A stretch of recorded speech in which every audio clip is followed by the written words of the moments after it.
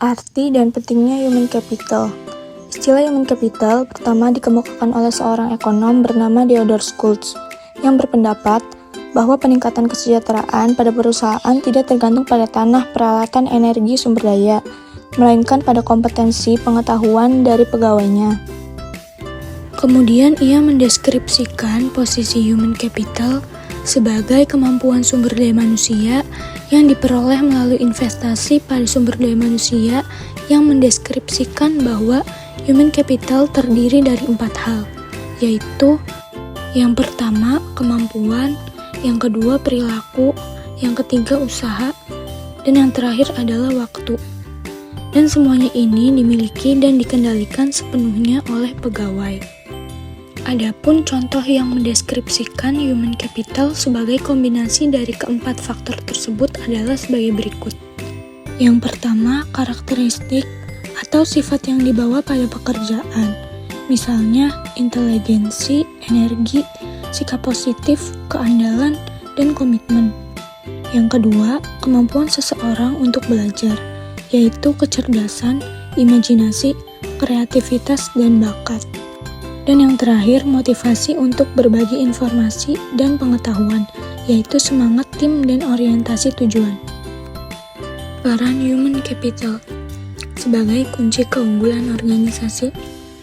Kunci keunggulan organisasi terdiri dari 3 kelompok utama dari aset perusahaan, yaitu yang pertama, aset finansial, misalnya uang tunai dan surat berharga. Aset ini disebut financial capital. Yang kedua, aset fisik. Aset fisik terdiri atas peralatan, gedung, dan tanah. Dan yang terakhir, aset tak berwujud. Aset ini terdiri dari modal organisasi, aliansi bisnis, pelanggan, merek, reputasi, dan modal intelektual. Hubungan kompetensi karyawan dengan human capital. Dalam meningkatkan kompetensi karyawan, tantangan utama yang harus diperhatikan yaitu kompetensi harus sesuai dengan strategi bisnis, dan kompetensi perlu diciptakan melalui lebih dari satu mekanisme. 5 cara untuk meningkatkan kompetensi karyawan yaitu 5B. Yang pertama ada buy atau membeli, yaitu mengganti sumber daya manusia yang lama dengan yang baru dan memiliki kualitas yang lebih baik. Yang kedua ada build atau membangun, yaitu investasi dilakukan terhadap sumber daya manusia untuk meningkatkan kualitasnya menjadi lebih baik. Yang ketiga ada borrow atau meminjam, yaitu penggunaan konsultan atau partner efektif memungkinkan berbagi pengetahuan dan desain kerja baru.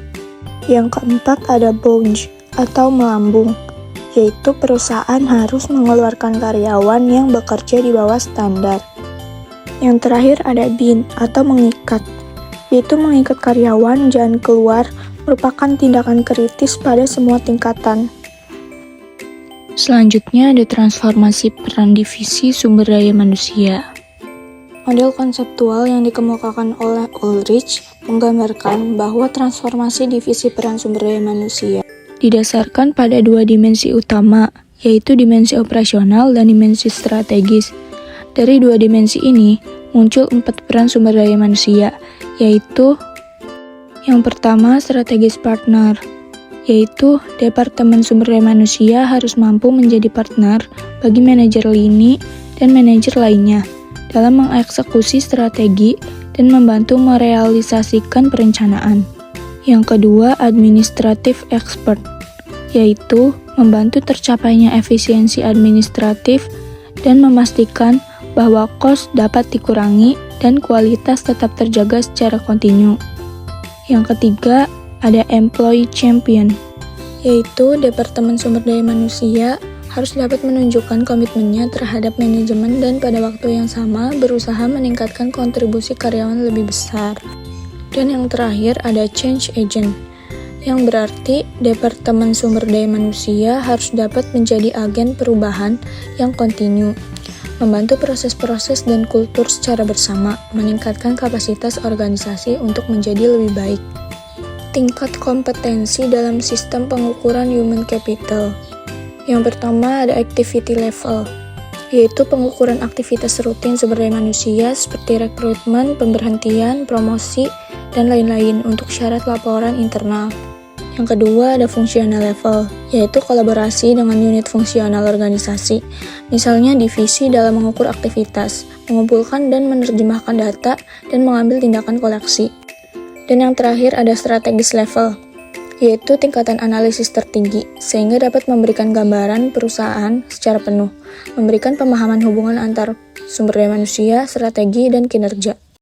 Dari ketiga tingkat kompetensi di atas, diketahui bagaimana melakukan pengukuran nilai human capital pada ketiga tingkat tersebut, dimulai dari tingkat korporat dalam unit bisnis fungsional, tingkat terendah, yaitu aktivitas dari divisi sumber daya manusia, untuk mengintegrasikan sistem pengukuran tersebut menjadi sistem yang kohesif dalam suatu jalur yang terdiri dari 3 tingkat, dan pada masing-masing tingkat terdapat aktivitas yang dapat diukur beserta hasilnya.